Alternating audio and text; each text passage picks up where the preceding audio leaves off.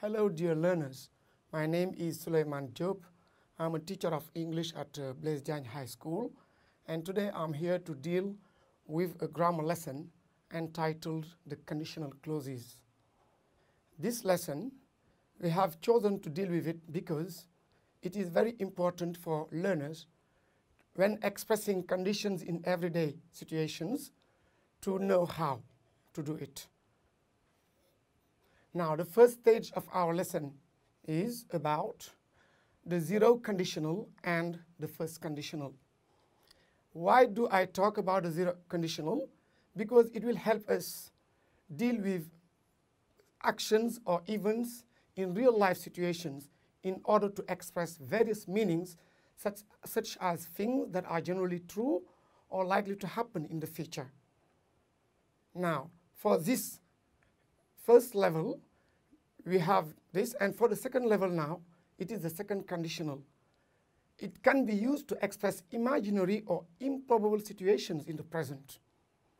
And the third conditional deals with actions or events that help us express possible events in the past that did not happen.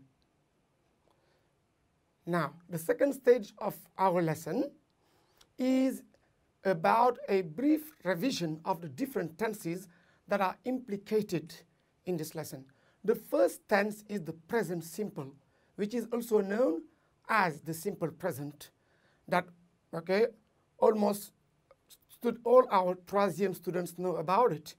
It is the infinitive without to plus s in the third person singular. And this infinitive without to can also be called the bare infinitive. The second tense, which will be implicated in the structuring of these conditional clauses, is the feature, which is formed with will plus the bare infinitive. It's needless to say that bare infinitive also means infinitive without to. Now, the third tense you will need to know about in order to deal with conditional clauses is the simple past, also known as past simple and commonly called by many students preterite. For some irregular verbs, it is formed, for some irregular verb, it is called the preterite. Now, for the regular verb, you form it with the root of the verb plus ed or d. For example, for verbs ending with e, like save, encourage, they only take d because those verbs already end with e. Now, for irregular verbs now, you just refer to the list. That's why we always ask our students to learn their irregular verbs, the list of their irregular verbs by heart. Now, the fourth tense that will be important for the use of the conditional clauses is the present conditional, which is formed with the would, the auxiliary would plus the bare infinitive. I recall you that the bare infinitive is the infinitive without to. Now, the fifth tense is the past perfect, also known as the pluperfect, which is always formed directly with had plus the past participle of the verb. And the last tense that you may need to form the conditional clauses is the sixth tense. It is the past conditional. You can form it with would have plus the past participle. So this was a brief revision of the tenses. Now let us go to the third stage of our lesson. The third stage deals with the level 1, which is level 1 but the zero conditional, because in the level 1 we will see two aspects. The first aspect is the zero conditional. It is when students associate the present simple to another present simple. And I give you a good example here. You can take these pills if you feel sick, is a good example. And here, when I get ill, I rest in bed. Another association of the present simple and another present simple.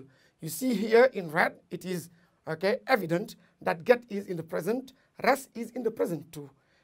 I get burnt if I don't use sun cream. I give you this example because I just want you to know that the order of the sentence is not important. You can start your sentence with the main clause and finish it with the subordinate clause. That's why we have if in the middle of the sentence. And you may also see that don't use is in the negative form, which is important to focus the present negative.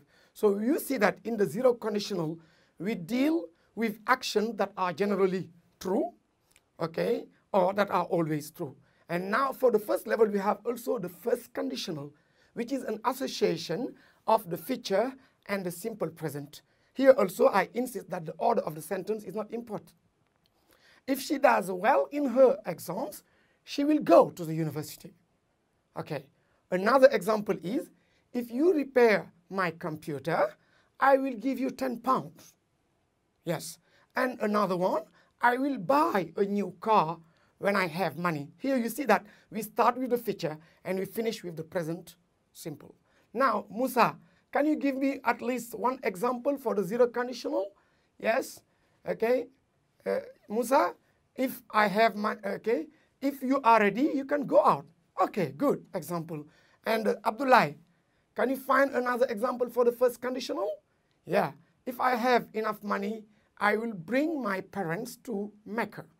And Nafisa too, can you add one example for the first conditional? Yes, sir. If I have, okay, some books, I will share them with my brothers and sisters. Okay. Now let us go to the next level, which is about the second conditional. Or no, we are just insisting on the first conditional, giving other examples as soon as the teacher comes. We will start the lesson. That's why we insisted on the title, the conditional clauses, because this lesson is not the if clauses, because some other linkers can be implicated, like as soon as, like if, like unless, like before, like after, like whenever, like provided that or providing that. You can have other linkers to deal with the conditional clauses. So here we talk about something that is likely to happen in the future as a result of an action or a situation. Thank you. Now we are going to deal now with the second conditional. The second conditional is the association of the simple past in the subordinate clause and the conditional present or present conditional in the main clause. Here also the order of the sentence is not important. I give the example of if I knew the answer, I would tell you, which can also be I would tell you if I knew the answer. You see that would tell is the present conditional and knew is the simple past. And what I was insisting on is again here, unless is another linker. Unless she changed her job, she would keep living in precarious conditions.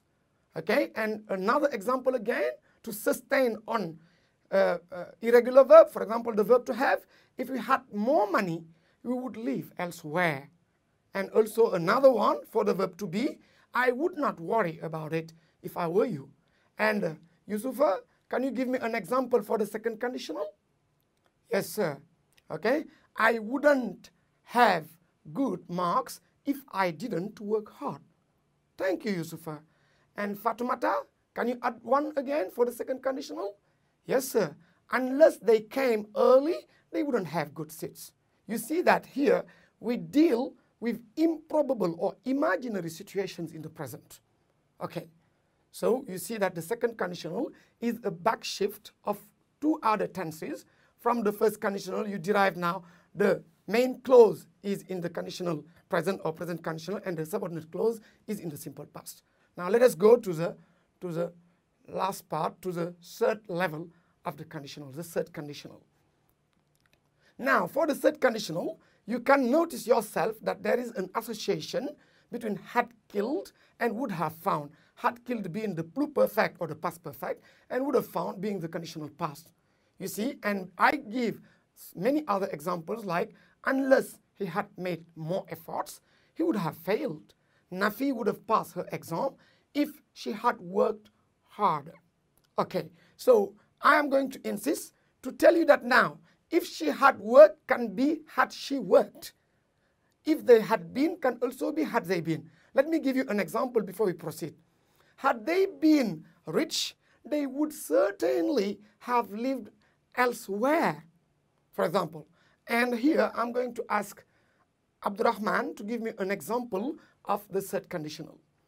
Okay, yes, okay, Abdurrahman, we would have had better marks if we had worked harder. Thank you, Abdurrahman. Now, what about Khadija? Khadija, give me an example of the set conditional. Khadija says, yes, Khadija, go on. If we had been there on time, we would have had good seats. Thank you, Khadija. Here, so you see that the action is hypothetical in the past, hypothetical actions in the past. We are dealing with possible events in the past, but those actions did not happen. There is a kind of regretting the past, which is an illusion, but we are just going to express, okay, what we wanted it to be, what we wanted the past to be. Now we proceed now. Let's go to the next stage. We are going to illustrate now, class. We are going to give you, for the type 1 conditionals. We said that conditional sentences are based on fact in real time. They express a possible condition and its probable result. If it rains, I'll get wet. You see, if they arrive late, the teacher won't accept them. There are other links with meanings similar to it that can be used in type 1 conditional sentences. I insisted previously saying that provided, providing, unless, supposing, all those things can be used in the first one conditional. I'm going to give you some other examples. Providing I have money, okay? Let me come back to the examples, the illustrations. Yes, if you see the type 2 conditional sentences now, okay, these conditional sentences are not based on fact. Here you are expressing imagination, okay? You are expressing improbability. They express a situation which is contrary to reality, a hypothetical condition and its probable result. This unreality is shown by a tense shift again. Here you adapt the conditional present to the past. If I were taller, I would join the police. If Hadi were or was more beautiful, she would win the beauty contest. She would win the beauty contest. Okay? If you did your homework, you'd better at English. If Liverpool continued the championship this year, it would win it. Okay, so these are a lot of examples summarizing the type 2, okay, the level 2 of the conditional clauses. Okay, now let us go to the type 3, which is the last stage of our lesson. In the type 3 now, conditional sentences are unreal. You are thinking of things that you wanted to be in the past, but in fact, they did not happen. They are not based on fact like in type 2. They express a situation which is contrary to reality in the past. This unreality is shown by a tense shift backwards. Now, the past, which was in the second conditional, is going to become past perfect, and the conditional present or present conditional is going to become a conditional past. Now, let me give you a simple example. If Sadio Mane had played this game, Liverpool would have won. The reality is that Liverpool did not win because of the absence of Sadio Mane. If she had loved me, I would have married her. The reality is that I was not sure that she loved me. That's why I didn't marry her. You see, okay? So the following linkers are used to express a condition. Providing, provided, as long as, so long as. Plus now you can add if, you can add unless, you can add whenever, etc., etc. There is a long list. That's why right at the beginning I told you that this lesson cannot be called the if clauses. It is called the conditional clauses. Now I give you other examples. Whether you come or not, it would be nice to see you soon. However late it is, no matter how late it is, just phone me. Supposing you run out of money, I could help, you see. Okay, so now I give you at the end a practical exercise, a practical activity. Okay, I'm going to read it for you. Afterwards you will find some answers. Okay, 5 Senegalese fishermen found themselves in deep trouble when a storm blew up suddenly off the coast of Guinea and wrecked their boat. They were finally spotted by a rescue plane. If they hadn't gone out fishing, their boat, now you give the right tense for the verb not to be destroyed. But in other way, they were extremely lucky because if the plane not see them, they would probably have died. Imagine how their parents to feel now, put it in the right tense, a tragedy happened. So next time, unless they take all their precautions before going to sea, there to be, you give the right tense of the verb to be, a high probability to see them die tragically. Now, if you have now, here is the end of our lesson. Okay, dear learners, thank you very much for watching our lesson. Here is the end of our lesson. So if you have any questions, just post them to the forum, and goodbye.